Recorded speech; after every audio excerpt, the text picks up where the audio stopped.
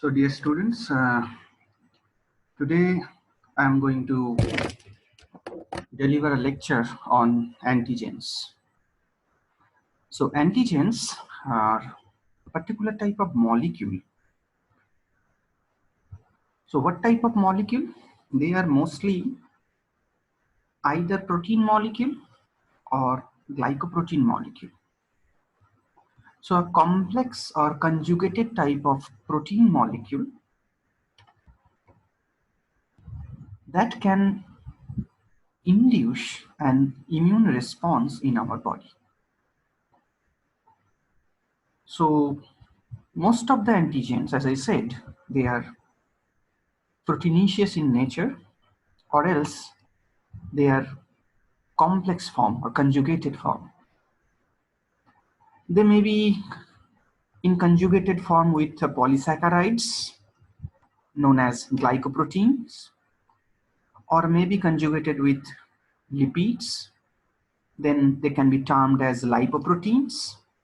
And when they conjugate with the nucleic acids, we can say that these are nucleoproteins. So these are the types of or the properties of antigens. So now the question will come to our mind that all sorts of antigens or all sorts of proteins or complex or proteins are antigen. So we can class only those class of proteins or complex proteins or conjugated proteins as antigen that are relatively larger in size, definitely complex molecule having molecular weight 10 kd to 600 kd. So they are relatively larger molecular weight protein or complex protein molecules.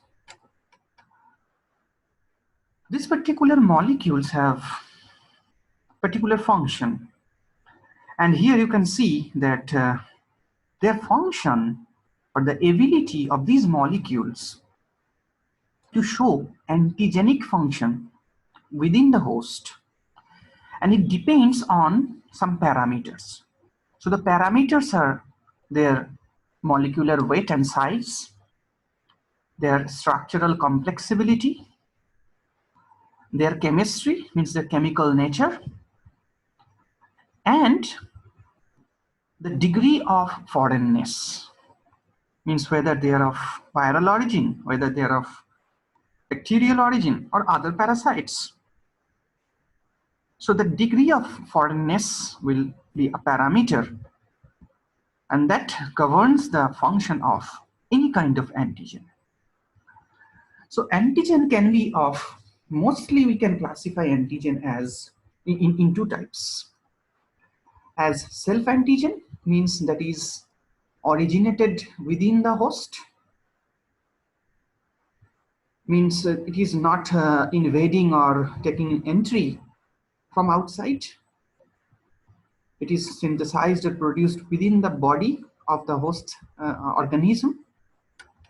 And the second one, that is the non-self antigen or the heteroantigen, or we can say these are foreign antigen, that is coming into our cellular environment or coming within the host from the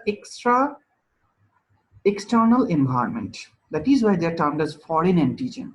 So they are not a part of our body. So mostly self antigens or the autoantigens, they are developed in our body in case of autoimmune diseases. And the non-self antigen, they are coming into our body by the infections caused by bacteria, by viruses, by other parasites.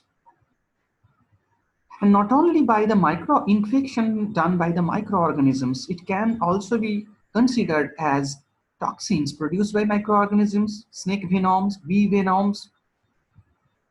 Then certain proteins that are coming from the food, say botulinum toxin, component of serum as well as RBC, that is a surface antigen present in red blood cells, and globulin proteins that is present in serum.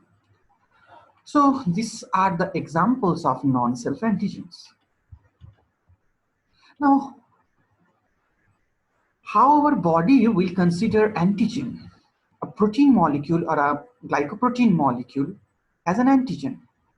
So when this particular type of large complex molecule having 10 kD to 600 kD size enters in our body, into our body, then there are a particular type of cells that are actually governing the innate immunity of our body. They will judge. What they will judge? They will judge the risk may be associated with this particular protein molecule. So risk assessment will be done by the cells of the innate immune response.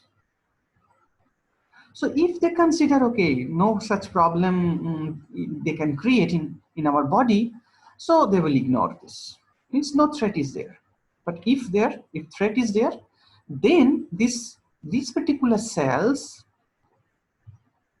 will launch adaptive immune response. Now the question is how they will judge? They will judge because they have some pattern recognition receptor. And this pattern recognition receptor, they will actually judge a particular molecule or particular pathogens as, because the pathogens have some associated molecular pattern. These are called PAMPs, PAMPs, pathogen associated molecular patterns. So these patterns will be received by the pattern recognition receptors, and these receptors that are present on monocytes, on dendritic cells, neutrophils, so they will judge what kind of potential threats can be done by these molecules.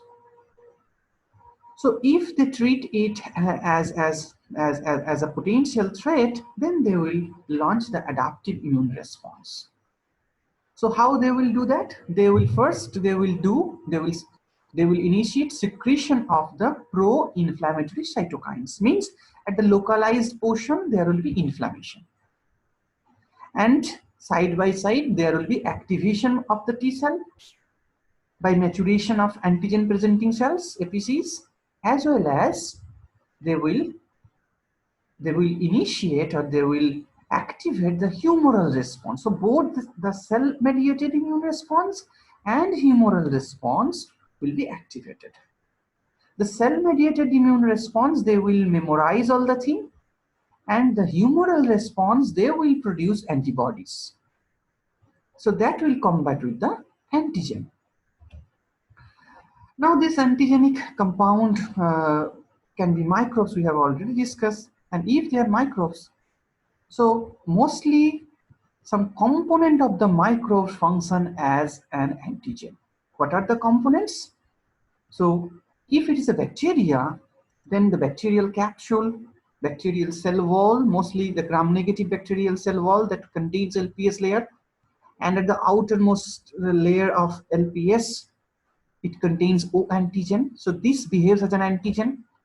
There are some flagellar protein that can also function as antigen, flagellar antigen, pili or Fimbriae antigen, and the toxins produced by the bacterial cells. If they are of viral origin, so the enveloped viruses, so as you know that influenza virus, they contains two spikes proteins that is present in their envelope. One is hemagglutinin and the second one is neuraminidase. So both have some different function, but they have the antigenic functions. They are present at the surface of the microorganism, surface of the viruses. So these should be recognized by the recognition receptors, pattern recognition receptor. Some antigens can be of non-microbial origins, that is some pollens, and they are also termed as allergens. Egg white blood cells, you can see that different type of blood cells, AB, and O, they have different type of antigen at their surface. Some serum proteins, some globulin proteins are there, and the surface antigen that is present in the blood cells also function as non-microbial antigen. That is why we can see rejection in case of transplant. In case of liver transplant, in case of kidney transplant, you can see rejection of tissues and organs, only because of these antigens that is present there in our blood. Now I am coming into a different section, adjuvants. So what are adjuvants?